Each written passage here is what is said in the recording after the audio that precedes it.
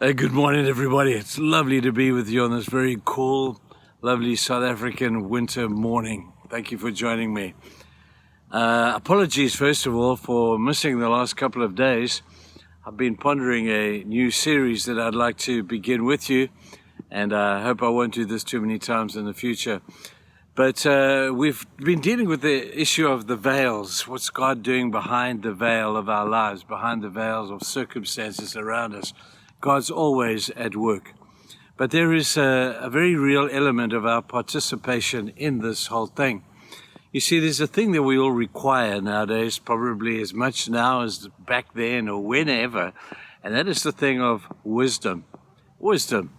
You know, I see the consequence of many unwise decisions. I've made a whole lot myself. So I'm standing in a position not of judgment, but of observation.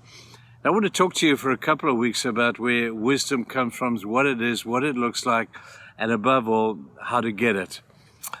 Starts with a beautiful man, a guy by the name of Solomon. Wasn't perfect, messed up a little bit, but in essence, his life was just a beautiful picture of wisdom. And we start the beginning and the journey with Solomon saying, how did this happen? How did this guy become known to be now one of the wisest men that ever lived?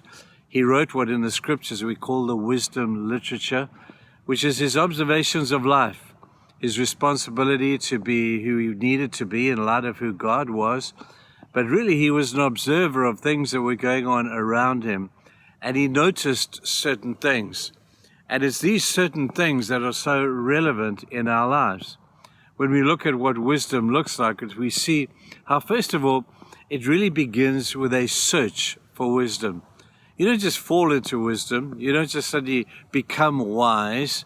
Some people may, due to their DNA, maybe have more common sense than others, but that's not what wisdom is. Wisdom is a heart's cry.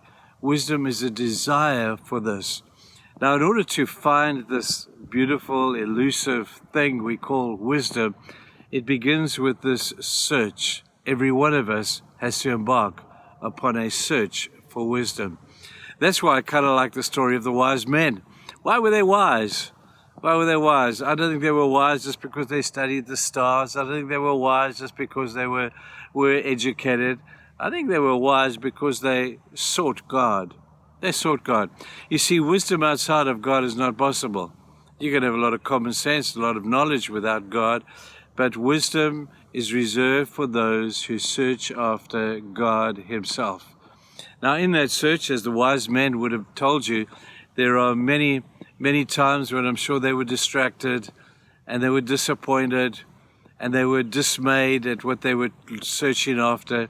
It was a long journey from where they were to find the Christ child there in Bethlehem, but they continued their search. They were persistent in their search to find Christ. They weren't looking for wisdom. Wisdom was a byproduct of finding Jesus, and a heart's cry to find something more than what this life has to offer. People, listen, there's got to be something more than this world has to offer. Sadly, many people only find out about it on their deathbed, and they look back and say, hey, man, what was that all about? You know, what was this whole life thing about? And I missed the point completely. I don't want you to miss the point. I don't want to miss the point. The point is searching after God, a heart's cry to know him, to find him, and to find a relationship with him. I guess that's why they call them wise men. They searched after Christ. Can you imagine the hardships they went through?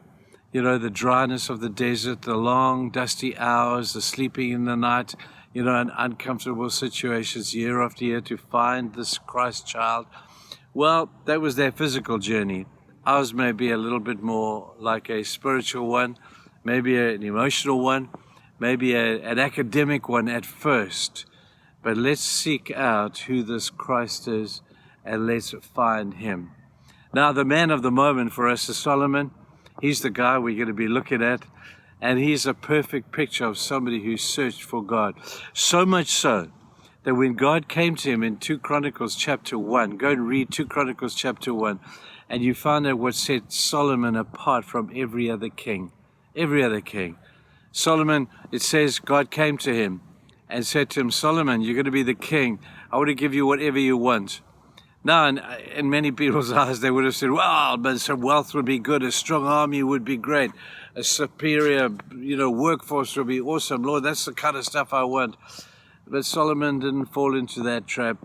He didn't fall into that. He said, God, if you're going to make me rule over these people, I need wisdom above all else. Here's the beautiful thing, that when you strive after wisdom, the other stuff will follow.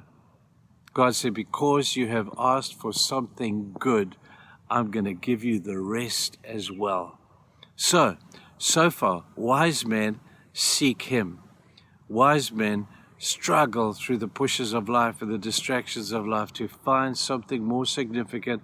They don't strive after wisdom. They strive after finding God, for goodness sake. And he's the byproduct of finding the journey of finding Christ. I hope that you'll embark upon this journey. I hope that your heart's cry will be like Solomon's as we work into this next couple of weeks of looking at what real wisdom looks like.